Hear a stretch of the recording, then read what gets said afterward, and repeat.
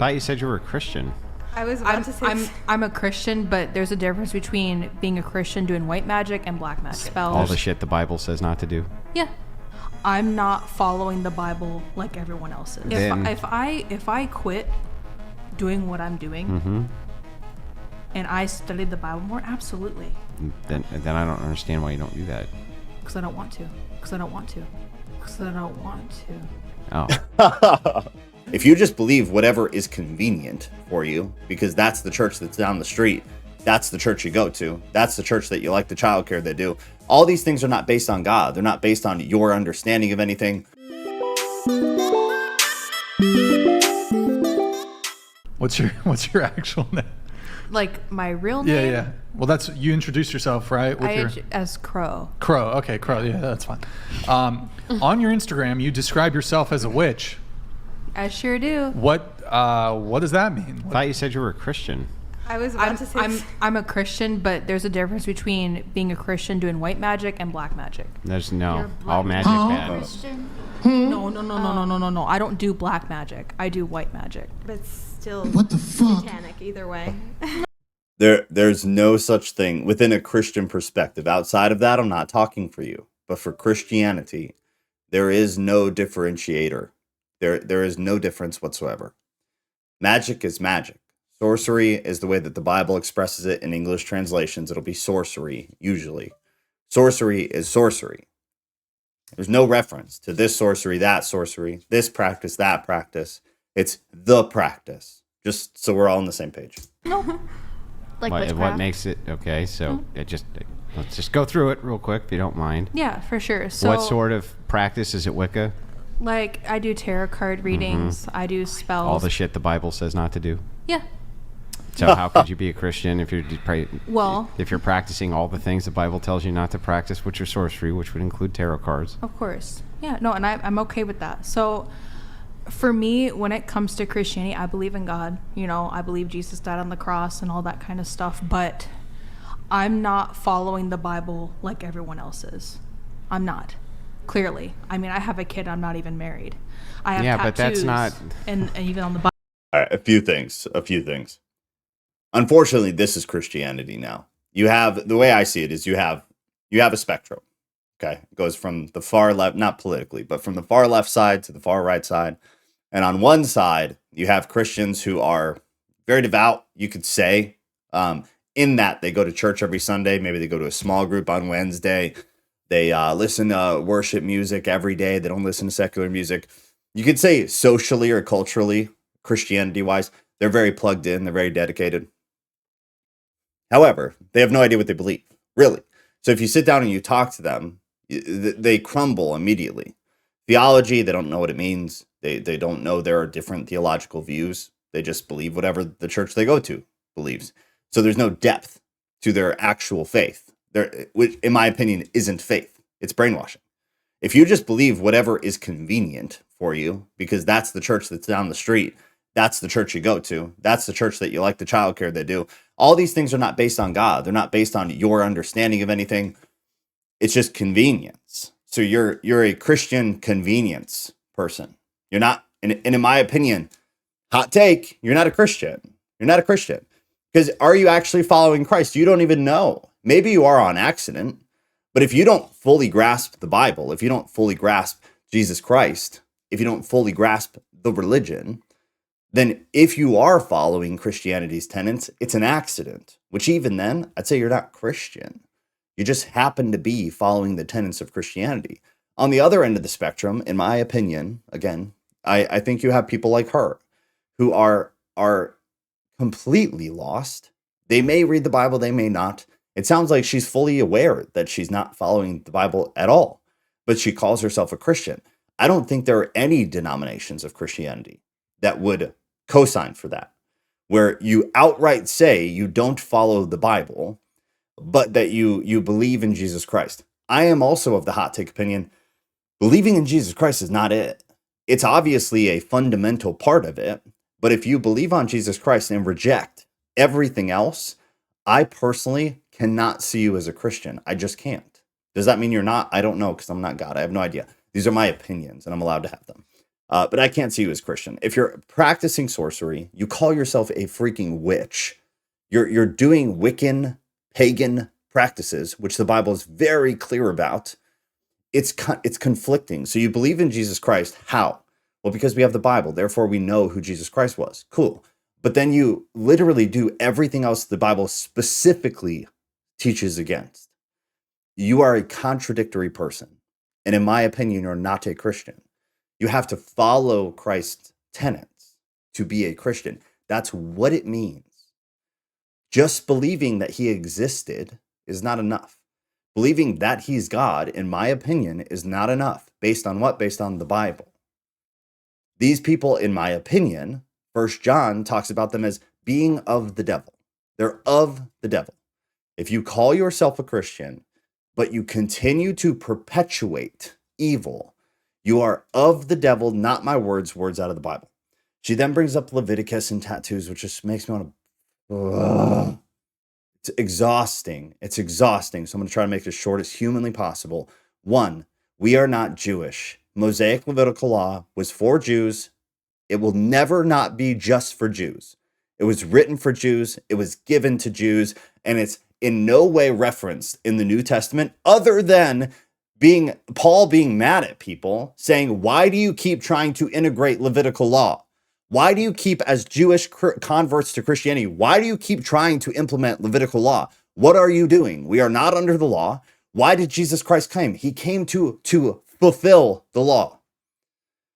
It's mind-bending that Christians don't understand Christianity. Why did Jesus Christ come? To fulfill the law.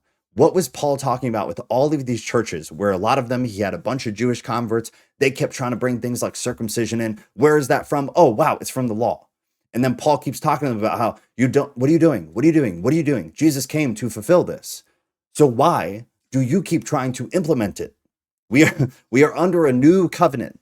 That is the old covenant. We are under a new covenant. Thank God, because Levitical law is impossible to uphold. Go read the story of Israel. They were not able to do it. It was a mirror of their inability to please God. Now, all we're held to is essentially moral law, objective moral law from God, which is not a hard thing to do. Thank God. It's a very easy thing. And then following the tenets that we get in the New Testament of Jesus Christ, which luckily Paul went and planted a bunch of churches and gives us a lot of really good direction on, okay, how do we do that exactly? What things should we definitely not be a part of? And what things should we absolutely be a part of? It's lost on Christians today. It's lost on them. Bible. Yeah, but these things, the requisite for Christianity is what's called theosis. So this is the practice. It's an ongoing thing. It's not a thing that you just do. That's a Protestant thing, right? I'm a Christian, and now I'm done for good. It's an ongoing process. Oh yeah, for sure. So the thing is if you're going through this process for becoming a Christian, right, then you're supposed to be moving away from sin and more towards Christ, right? In a way, yes. Well, no. Wait, what other way could there be? Well, no, exactly what you said. Yeah, absolutely. yeah. I'm not perfect by any means. Not saying nobody is, right? Nobody is. But this is particularly, the Bible really references this as being a no-go, especially when you're talking about tarot cards, right? So why would you actively engage in that? It's not. I don't actively engage in it, but I do it once in a while. I mean, I still do it clearly, but it's once in a while. I do these tarot card readings, but I don't do them out of, like there's like certain goddesses and all that and gods in tarot card readings, but I don't believe in those god and goddesses. I believe in God. So whenever I do a tarot card reading, I do it with my one God. And then after I do a tarot card reading, I pray. And then even when I go to sleep at night, I pray. Yeah, but it doesn't make it, I'm sorry, it doesn't make it any better. That's actually the mark of the Satanic's inversion. So the mark of the Satanic is inversion. So if you take a thing, you say, God tells me to do this sin, you're inverting it. Case in point, let me give you an example. Okay. Let's say, for instance, that somebody said, God wants me to do SA to a woman. right? What would you say? Clearly, no. Clearly, why? Because not only is it morally bad in general, I mean, it's Well, morally there's no bad in general. general. All your morality as a Christian comes from the But Bible. it's not even, this is not even related to the Bible. This is just in general. Your morality comes from the Bible. You're a Christian, right? So you follow Christian ethics. Well, yeah. Yeah, so the dominating feature of your moral structure, how you know what's right, how you know what's wrong, is biblical, right? Well, like I said, I clearly don't follow the Bible, you know. Then what would make you a Christian if you use inversion so the things which the Bible says are good, you do the opposite of those things? If you could say Satan wants you to do X, would you say it's things that are biblical or not biblical? What do you mean by that? So if Satan in the Bible, if you're going to make a moral claim, if it's anti-biblical, would that be would that be something Satan would want you to do? Yes and no. There's a yes and no question to that, because when you go to hell, if you die and you go to hell, Satan clearly won, right? He won what he wanted, but at the same time, he's also getting rid of the bad people. Getting rid of what bad people? Anyone that does anything wrong, they're getting rid of the bad people. If I'm destined to go to hell, that's where I'm going. But I'm not going to deter my work Calvinism. from. So you don't believe in free will? Well, yeah, there's clearly free will. I'm doing. Oh my gosh, this is so painful to watch, and I like, God bless the lady. I really, as with everybody, I genuinely hope like people find just stability. Just stability. You don't need to be a biblical scholar. You don't need to learn any Greek. But like, find stability in what you believe about things. The contradictory statements out of her mouth, you can just tell she has no idea what is going on. Essay is wrong. Why? Well, because it's immoral. What else? It's sexually immoral, which arguably, biblically, is of the worst kinds of sins. Sin is sin is sin, sure. However, in the Bible, we do get indication that sexual sin is on kind of a different level due to the fact that it harms the body. It harms the body, which bears the image of God. Therefore, it could be argued that it's a bit worse. Regardless, it's wrong because the Bible says so. That's how we get morality. That's it. But beyond that, her whole little spiel about if I'm destined to go to hell, I'm going to go to hell. No, that's a very Calvinist view. And then at the same time, she's saying she believes in free will. You can't have both. They're conflicting concepts. They're conflicting theologies. You either have free will, which is a more Arminian, open theist view of theology, or you can have Calvinism, which is it's all predestined. There's nothing you can really do. If a woman's going to get SA'd, she's going to get SA'd. It was God's will. It's just because you can't understand why that needed to happen. It needed to happen, or it doesn't mean God didn't need it to happen, which I reject outright. Everybody has free will. Everybody is responsible for themselves. Everybody is a free agent, and every action you make every day plays a part in how the world plays out. That's what I believe, personally. You don't have to agree with that, but you have to be logically consistent. If you're a free will person, you got to be free will all the way, even when it's tough to try to rationalize. You have to figure that out. And if you're going to be a predestination person, power to you. But you have to be able to rationalize it out by saying, if a woman gets SA'd, you have to sit there and admit that was a part of God's plan. Just because you don't understand it doesn't mean it wasn't part of God's plan, which again, I reject. But you have to at least stay consistent. I can respect it if you stay consistent. Well, then you're not destined to do anything, right? What? You're not destined to do anything if you have free will. Well, no. In the Bible, you will go to hell unless you're saved by God. Okay, so then is that destiny? Because if don't it's know. destiny, I'm you not don't have free will. So I'm not dead. I don't know. Yeah. So hang on. Let's just back it up, right? If I were to ask you, essay, right? That's wrong. Right. You know it's wrong because you have a biblical base, right? It's not even Bible related, but Then how do you know it's wrong? it's the history entirely. I mean, it's in laws. It's not even related. Are all to the things in Bible. laws wrong? For instance, slavery was a law. Obviously, that was wrong, right? Well, yeah, but it's changed over time. Same thing like the Bible. has Right. So changed just because over it's time. law doesn't mean it's moral, right? Just because something is the law doesn't mean it's moral. Okay, sure. Yeah, so if that's the case, we know that some laws can be immoral. How do you course. know if you're doing something which is right? I'm not saying what I'm doing is right. That's not my question. How do you know if it is, though? I don't know. You don't know. No. Right. So then if you're a Christian and you're practicing biblical ethics, that's how you know the delineation between what's right and what's wrong.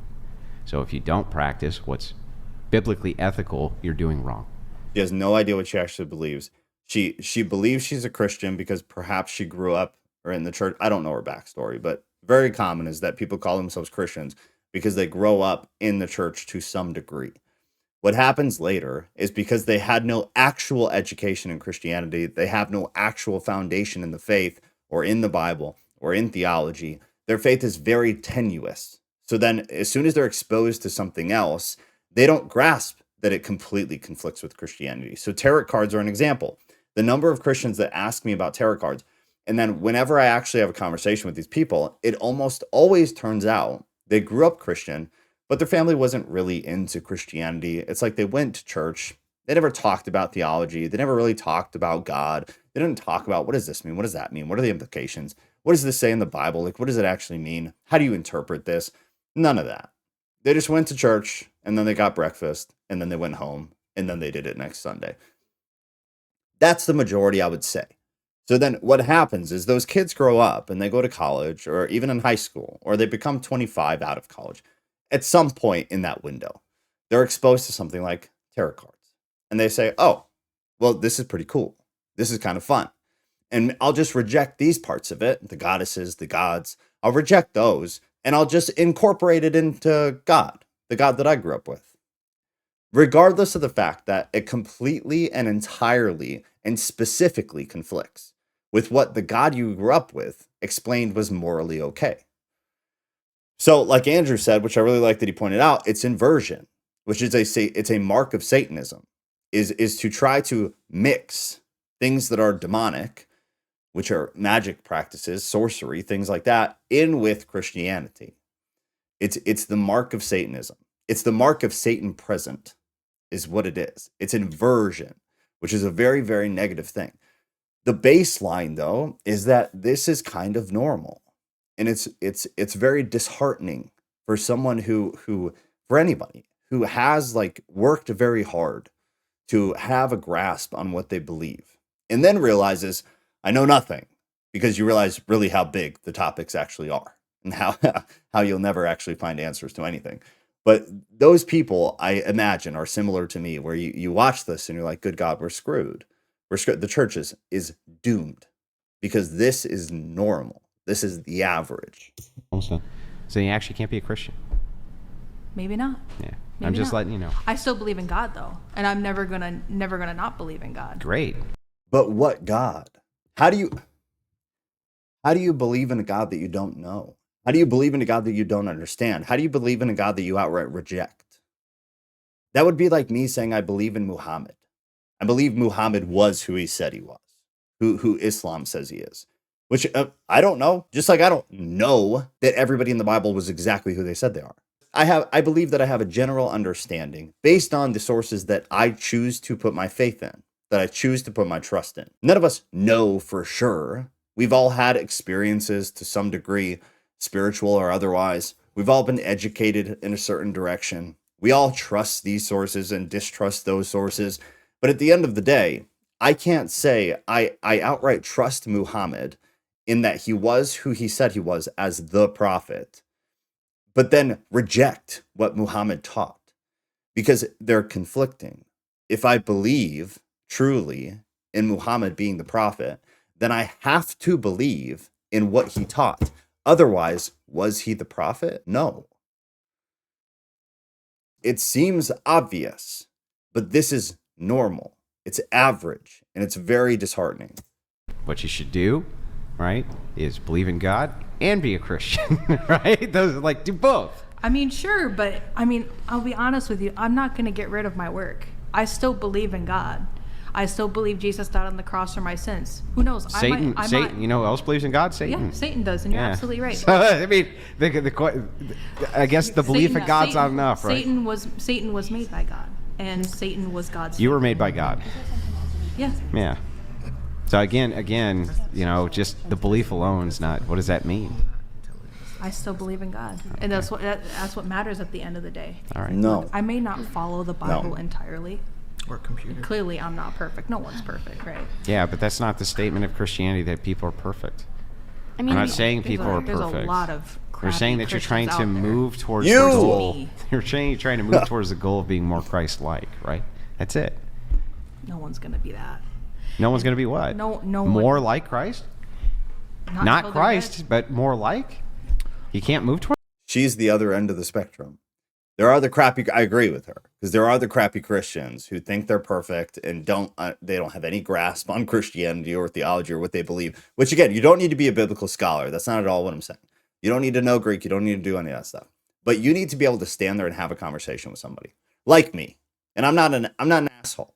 But you need to be able to stand there and have me kind of pick apart. What do you believe? Why do you believe that?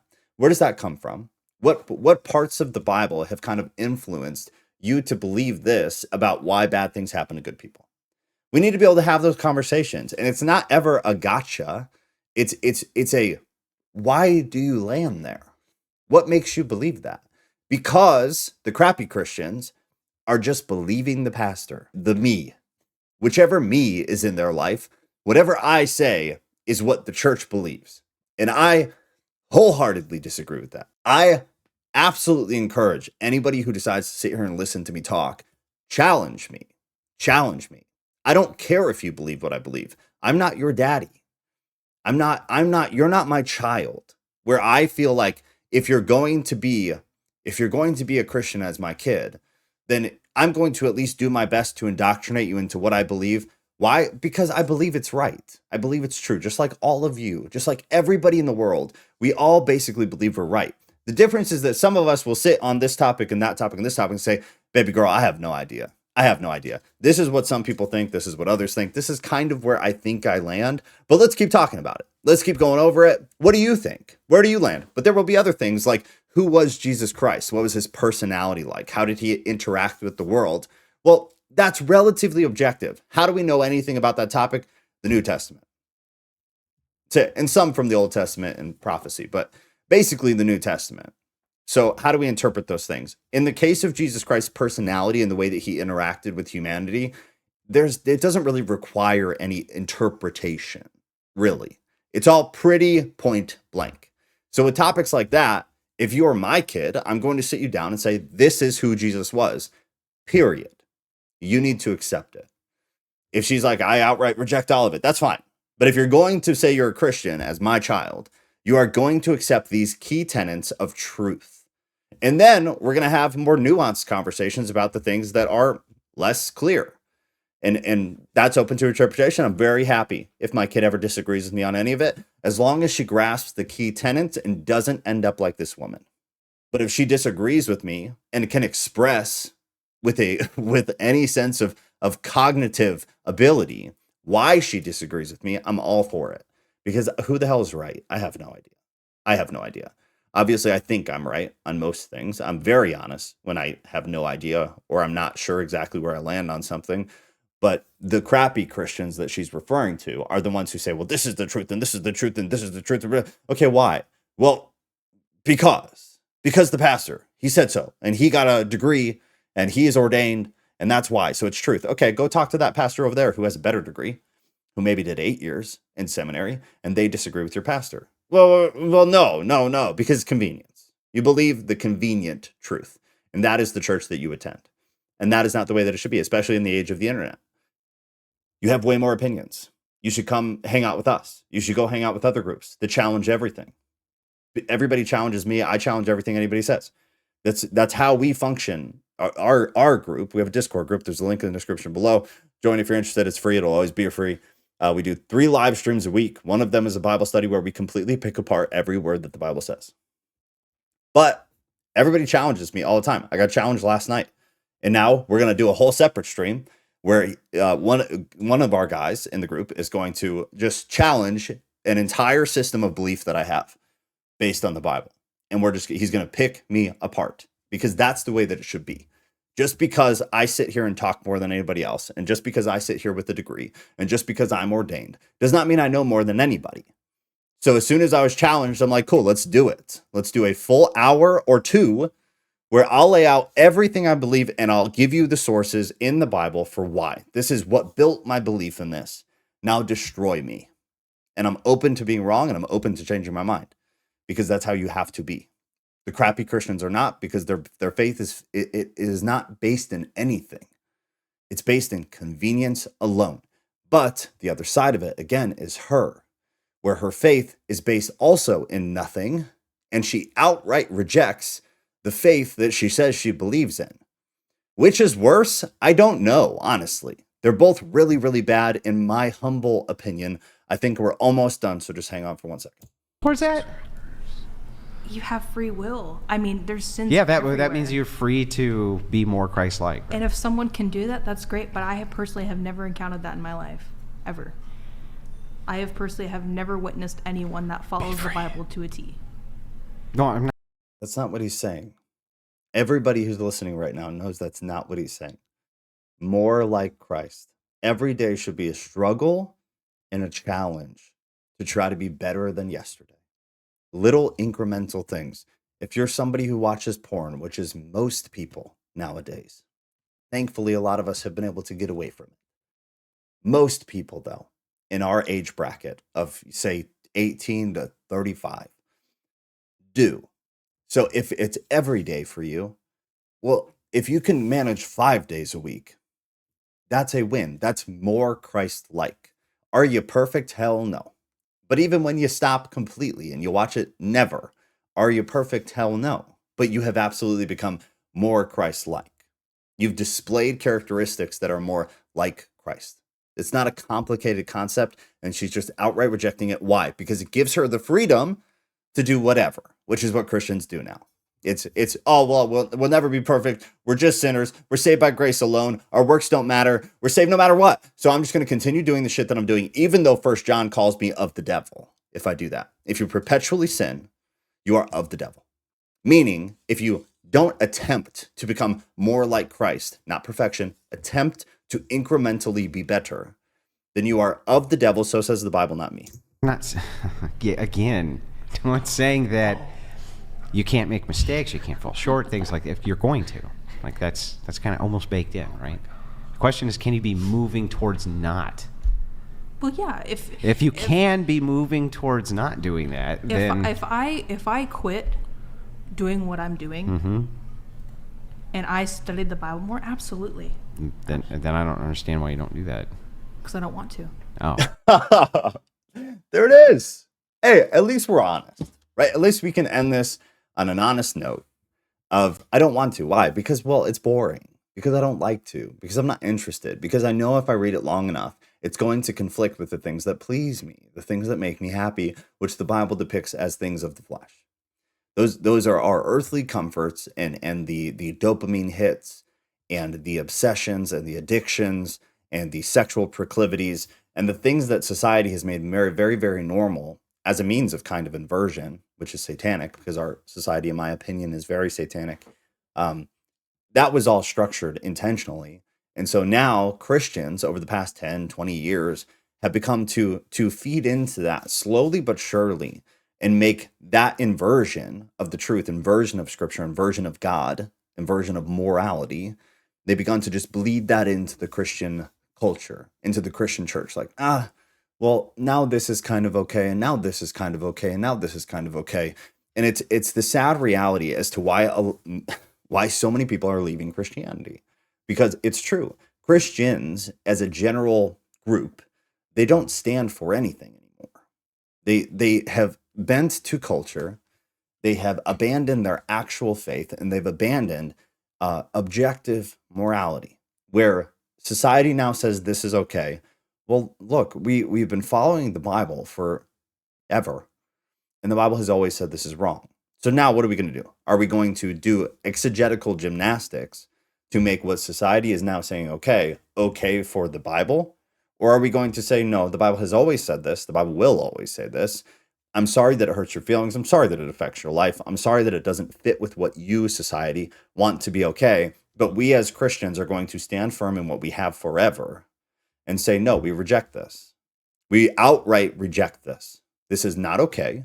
It is immoral. It is hurtful to humanity, to people, to spirituality, therefore to God. And we will not be a part of it, period. It's not what's happening, though. Here and there, yes, which is very, very good. But the problem is the world will look at us and judge us based on the collective. And the collective is bend to culture to avoid conflict. Bend to culture, it's fine. It's fine. It's fine. So we reinterpret the Bible, we reinterpret theology, we reinterpret morality to fit culture and not to fit God. And in doing so, we are abandoning God. And we are abandoning actual Christianity. And it's a very sad thing. I'm going to quit ranting because this is already 30 minutes long. But it's very sad. It's very sad. I love you all very much. Stand firm in the actual Bible. Interpretation can be hard. We can disagree on a lot of it, but as long as we agree on fundamental things and don't try to reinterpret to make society happy, I'm good with that. I am solid with that, but we can't just keep bending so that we stay, because we've already become a complete laughing stock, and it's embarrassing. It's extremely embarrassing. I love you though. Have a great day.